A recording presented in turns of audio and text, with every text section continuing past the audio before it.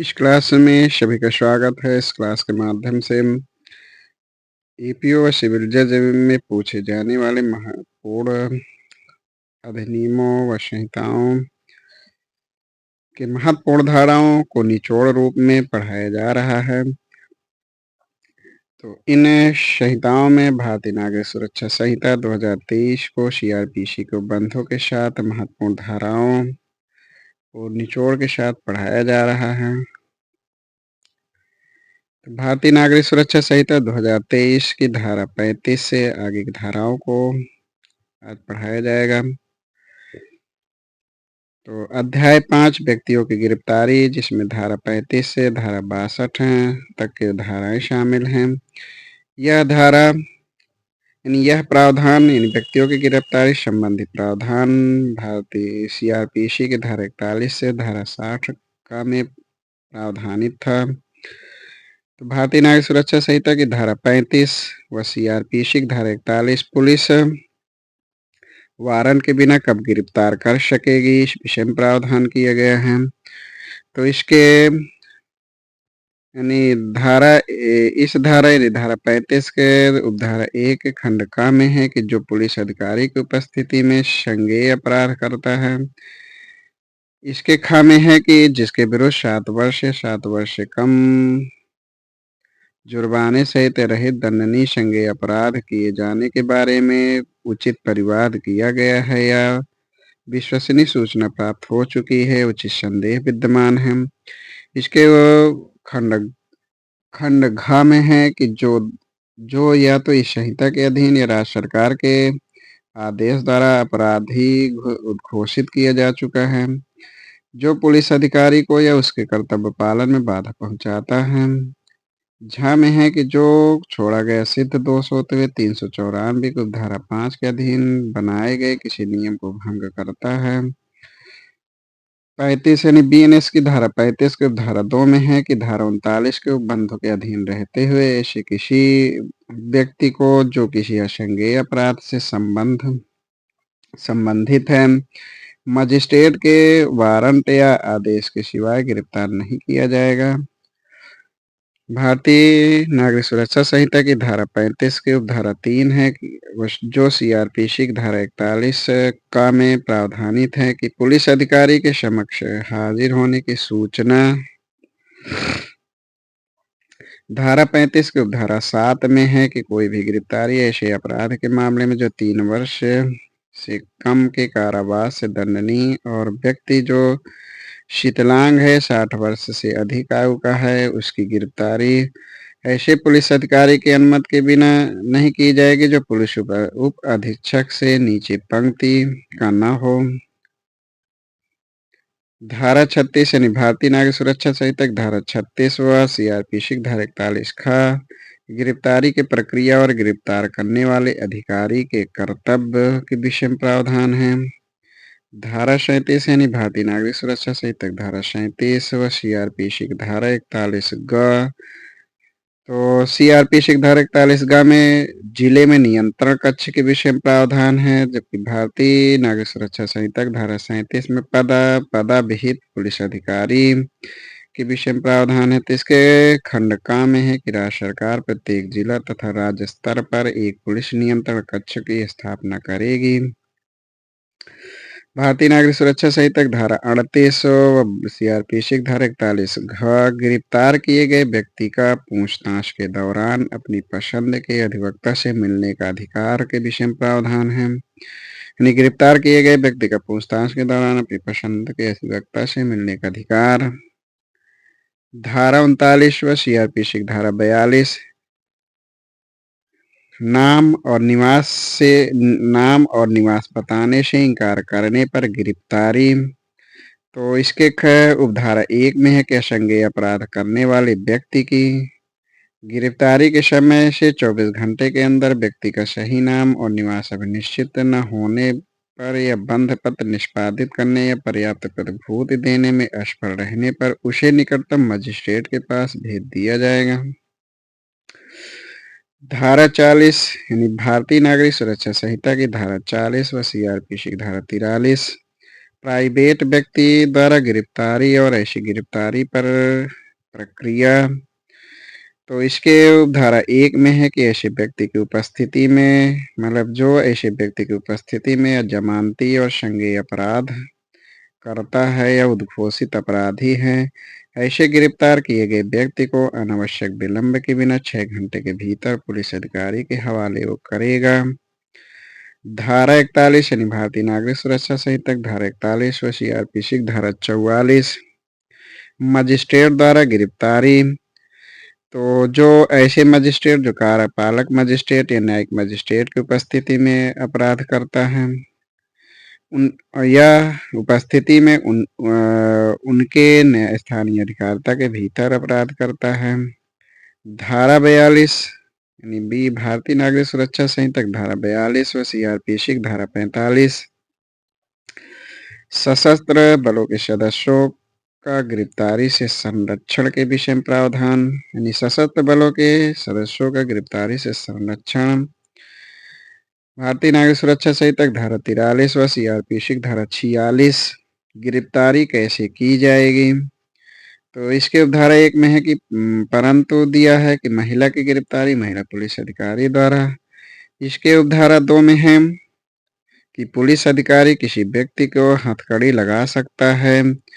जो जो अपराधी है अभ्यासिक आदतन या अभिरक्षा से निकल भागा है, संगठित अपराध, आतंकवादी कृत्य, बलात्संग और संबंधी अपराध, अमली हमला, सिक्कों और करेंसी नोट का कूटकरण, मानव दुर्व्यापार, बच्चों के विरुद्ध लैंगिक अपराध है, राज्य के विरुद्ध अपराध किए हैं, ऐसे व्यक्ति को धारा 44 यानी भारतीय नागरिक सुरक्षा संहिता धारा 44 व सीआरपीसी धारा 47, उस स्थान की तलाशी जिसमें ऐसा व्यक्ति प्रविष्ट हुआ है जिसकी गिरफ्तारी की जानी है। धारा 45 यानी भारतीय नागरिक सुरक्षा संहिता धारा 45 व सीआरपीसी धारा 48, अन्य अधिकारिताओं में अपराधियों का पीछा करना, तो ऐसे अपराधियों का पीछा भारत के किसी भी स्थान पर किया जाएगा। धारा 46 यानी भारतीय नागरिक सुरक्षा संहिता धारा 46 व सीआरपीसी धारा 49, अनावश्यक अवरोध न करना। धारा 47 व सीआरपीसी धारा 50, गिरफ्तार किए गए व्यक्ति को गिरफ्तारी के आधारों जमानत के अधिकार की सूचना दिया जाना, यानी गिरफ्तार किए गए व्यक्ति को गिरफ्तारी के आधारों और जमानत के अधिकार की सूचना दिया जाना। खत्री बनाम बिहार राज्य में गिरफ्तार व्यक्ति को निःशुल्क विधिक सहायता हेतु सूचित किए जाने का अधिकार अभी निर्धारित किया गया। इस धारा के उल्लंघन में गिरफ्तारी एवं निषेध अवैध होगा तथा व्यक्ति को बंदी प्रत्यक्षीकरण प्रत्यावेदन करने के लिए समर्थ बना देगा। धारा 48 यानी भारतीय नागरिक सुरक्षा संहिता की धारा 48 व सीआरपीसी की धारा 50 का गिरफ्तार करने वाले व्यक्ति की गिरफ्तारी आदि के बारे में नातेदार या मित्र को जानकारी देने की बाध्यता, यानी गिरफ्तार करने वाले व्यक्ति की गिरफ्तारी आदि के बारे में नातेदार या मित्र को जानकारी देने की बाध्यता के विषय में प्रावधान। धारा 49 व सीआरपीसी की धारा 51, गिरफ्तार किए गए व्यक्ति की तलाशी, तो इसके उपधारा 2 में है कि महिला की तलाशी शिष्टता पूर्वक अन्य महिला द्वारा। धारा 50 व सीआरपीसी की धारा 52, आक्रामक आयुधों का अभिग्रहण करने की शक्ति, आक्रामक आयुधों के अभिग्रहण करने की शक्ति। धारा 51 व सीआरपीसी धारा 53 यानी भारतीय नागरिक सुरक्षा संहिता धारा 51 व सीआरपीसी धारा 53, पुलिस अधिकारी की प्रार्थना पर चिकित्सा व्यवसायी द्वारा अभियुक्त की परीक्षा यानी बलात् परीक्षा। धारा 52 व सीआरपीसी की धारा 53 का बलात्संग के अपराधी व्यक्ति की चिकित्सा व्यवसायी द्वारा परीक्षा, यानी बलात्संग के अपराधी व्यक्ति की चिकित्सा व्यवसायी द्वारा परीक्षा। धारा बीएनएस की धारा 52 में धारा 53 यानी भारतीय नागरिक सुरक्षा संहिता की धारा 53 व सीआरपीसी की धारा 54 गिरफ्तार व्यक्ति की चिकित्सा अधिकारी द्वारा परीक्षा गिरफ्तारी के तुरंत पश्चात यानी गिरफ्तार व्यक्ति की चिकित्सा अधिकारी द्वारा परीक्षा गिरफ्तारी के तुरंत पश्चात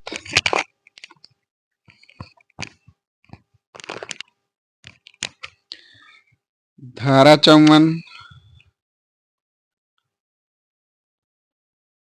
सीआरपीसी की धारा 54 का यानी भारतीय नागरिक सुरक्षा संहिता की धारा 54 व सीआरपीसी की धारा 54 का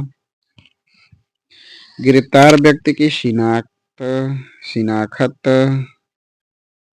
धारा 55 व सीआरपीसी की धारा 55 जब पुलिस अधिकारी इसमें प्रावधान है कि जब पुलिस अधिकारी वारंट के बिना गिरफ्तार करने के लिए अपने अधीनस्थ को प्रतिनियुक्त करता है तब प्रक्रिया भारतीय नागरिक सुरक्षा संहिता की धारा 56 व सीआरपीसी की धारा 55 का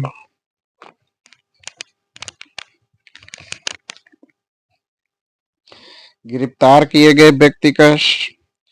स्वास्थ्य और सुरक्षा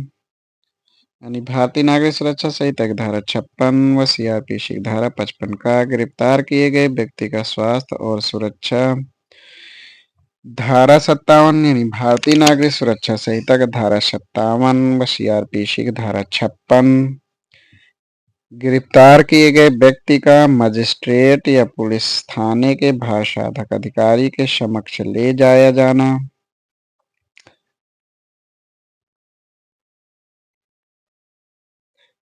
धारा 58 यानी भारतीय नागरिक सुरक्षा संहिता की धारा 58 व सीआरपीसी की धारा 57 गिरफ्तार किए गए व्यक्ति का 24 घंटे से अधिक निरुद्ध न किया जाना धारा 59 व सीआरपीसी की धारा 58